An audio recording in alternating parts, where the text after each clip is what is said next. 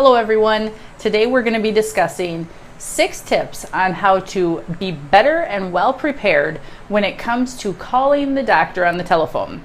So whether you are calling the doctor or the physician's assistant, whether you're calling during the morning, afternoon, or the dreaded overnight hour, the best thing to do is to be concise and be well prepared.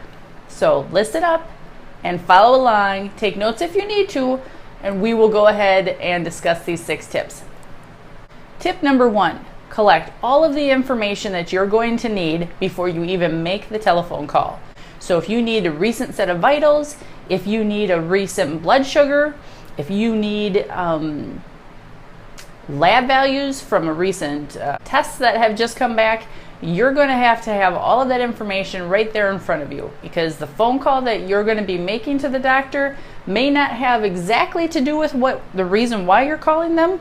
Let's say it's urine input or output, but then the doctor is going to want to know, well, what's their most recent lab values? What's their most recent vitals? So you're going to want to have all of that information right there in front of you. Have your computer up and running, have your cheat sheet, your brain sheet right there in front of you so that you can refer back to all of this information immediately, quickly, and concise.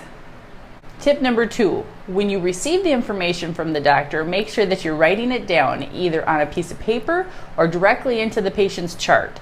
The information that you're getting from the doctor most times is going to be a direct order. So if it's to increase or decrease their IV solution, if it's to give a dosage of insulin on a sliding scale that is different than what they already have going on in their chart, you're going to want to make sure that you're writing these direct, specific instructions down.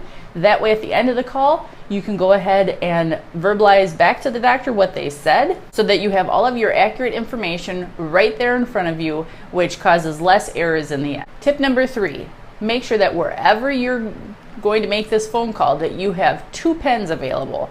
Now if you don't have, if you have a pen cup near you, that's fine too, but inevitably anytime that you use one pen, it tends to just run right out, or it's close to its end of its life and you need a backup pen right away. So make sure that you prepare yourself with the proper tools, and that is to have 2 pens with you when you're going to make this phone call.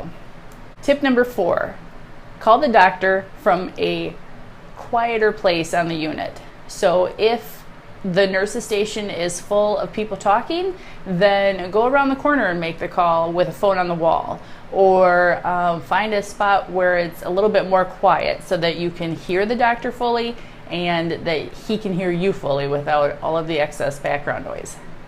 Tip number 5, make sure that if you didn't hear the doctor or if you didn't understand the doctor, that you ask the doctor to repeat themselves. This is one of my biggest pet peeves, because so often we have doctors that are difficult to understand at times, and if you're not hearing them completely, it's important to make sure that during that readback time at the end of the phone call that you're reading back to the doctor accurate information. So if you didn't get it the first time, always make sure that you ask a second time. And tip number 6, the last tip. If you realize after you've hung up the phone call that you missed an important question, and it is one that you feel that you need to call the doctor back for, contemplate that question with another nurse. Find out if it truly is a question that has to be asked right now or could be asked with the next phone call at another time. And then if it is something that you do need to dial the doctor back for, take a deep breath. It's okay. The doctor can't see you blushing because of your mistake. Just go ahead and make that call again.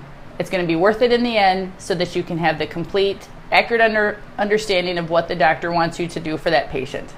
Thank you for listening to my 6 tips of how to handle a phone call when you're calling a doctor. And make sure that if there's any tips that I forgot, that you add those below. And that way you can help out someone else. Also, make sure to like this video and subscribe if you haven't already. Thank you for watching, and we'll see you next time.